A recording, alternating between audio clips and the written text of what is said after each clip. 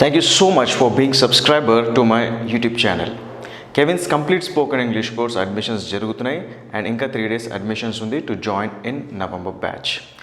Kevin's complete spoken English course చేసిన students results నేను already last వీడియోలో పబ్లిష్ చేశాను. ఇప్పుడు ఇంకా కొన్ని వేరే స్టూడెంట్స్ రిజల్ట్స్ కూడా నేను మీకు చూపిస్తాను. A very good morning to all. I am going to discuss about globalization. What is meant by globalization? What is meaning of that? Globalization is the emergence of a global society in which economical, political, environmental and cultural events in one part of the world quickly come to have significance for people in other parts of the world. Globalization is the result of advances in communication, transportation and information technologies. It describes growing technically, political, environmental and cultural linkages that connects individuals, communities, businesses and governments around the world.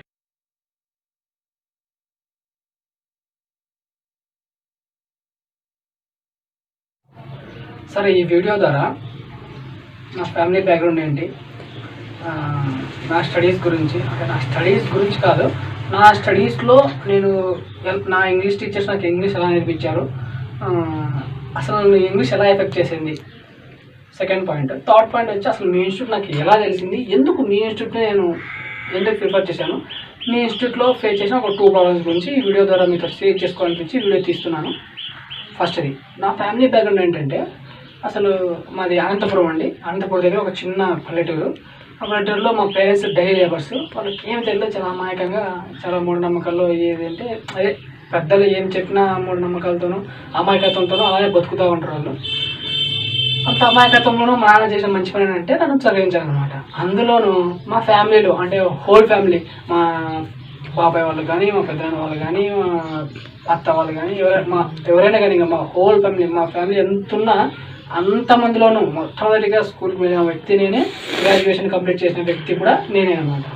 So ఇక నాకు అది చెయ్యి, ఇది చెయ్యి, అది important, ఇది important అని, అది అచీవ్ చేయి, ఇది అచీవ్ చేయి అని ప్రెజర్ చేసేవాళ్ళు లేరు, చెప్పేవాళ్ళు లేరు. అట్ ది సేమ్ టైం నాకేమైనా ప్రాబ్లమ్స్ వచ్చినా కూడా తిరిగి మా పేరెంట్స్కి చెప్పి వాళ్ళు అర్థం చేసుకునేంత స్థితిలో వాళ్ళు కూడా లేరు అనమాట. ఇది నా ఫ్యామిలీ బ్యాక్గ్రౌండ్. ఇంత అమాయకత్వంలోనూ మా పేరెంట్స్ నన్ను చదివించాలని చెప్పాను కదా.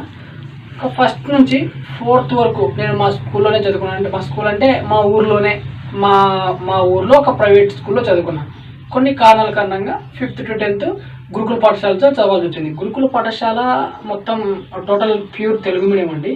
ఇక్కడ మొత్తానికి ఇంగ్లీష్ ఫ్యాకల్టీ సరిగ్గా ఉండేవాళ్ళు కాదు అప్పట్లో. ఇప్పుడు తెలుసా, అప్పట్లో ఇంగ్లీష్ ఫ్యాకల్టీ సరిగ్గా ఉండేవాళ్ళు కాదు. ఉన్న ఫ్యాకల్టీ కూడా సరిగ్గా క్లాసులకు వచ్చేవాళ్ళు కాదు. ఒక రెస్పాన్సిబిలిటీ తీసుకొని, ఒక బాధ్యత తీసుకునే వాళ్ళు స్టూడెంట్స్కి చెప్పాలి, నేర్పించాలి అని అనుకునే వాళ్ళైతే కాదు.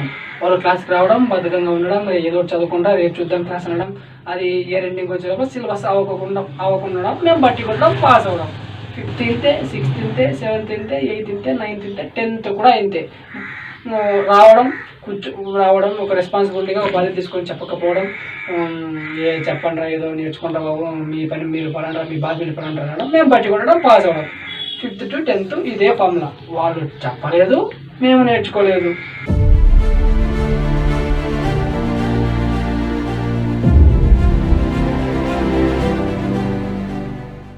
So, what happens when you join Kevin's complete spoken English course is you get trained on those areas which you missed in your schooling stage.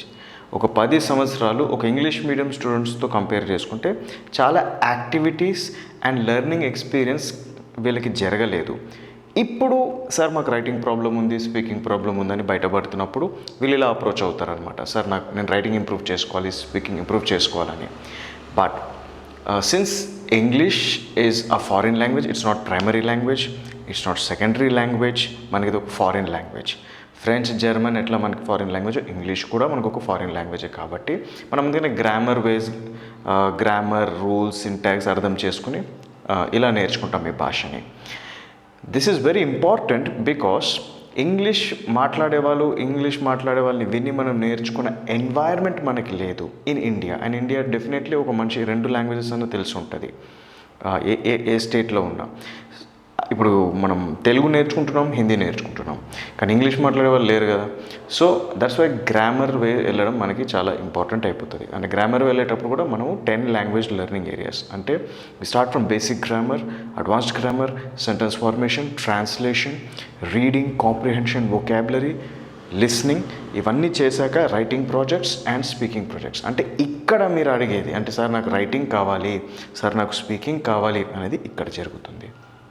So this is complete spoken English course. తీసుకుంటే మీరు కూడా homework చేయాలి. Homework చేస్తే వీళ్ళలాగా results వస్తుంది.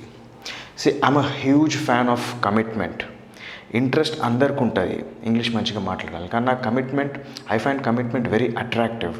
నాకు commitment ఉన్న వాళ్ళంటే చాలా ఇష్టం. కమిట్మెంట్ ఉన్న వాళ్ళు ఏంటంటే స్టార్ట్ చేస్తే ఫినిష్ చేస్తారు. వాళ్ళకి పర్ఫెక్షన్ ఇంపార్టెంట్ లేదు, అంటే నేను ఈ దారి ఎలా వెళ్ళాను అనేది ఇంపార్టెంట్ కాదు, నేను ఫినిష్ చేశానా అనేది ఇంపార్టెంట్. వాళ్ళు ఆల్రెడీ యాక్సెప్ట్ చేసుకుంటారు దట్ నేను ఎక్కడైనా ఫెయిల్ అవ్వచ్చు, నేను ఎక్కడైనా ఆగొచ్చు, బట్ స్టిల్ నేను చేస్తాను. ఇది చాలా పెద్ద కోర్స్. మధ్య మధ్యలో చిన్న చిన్న గ్యాప్స్ వస్తాయి.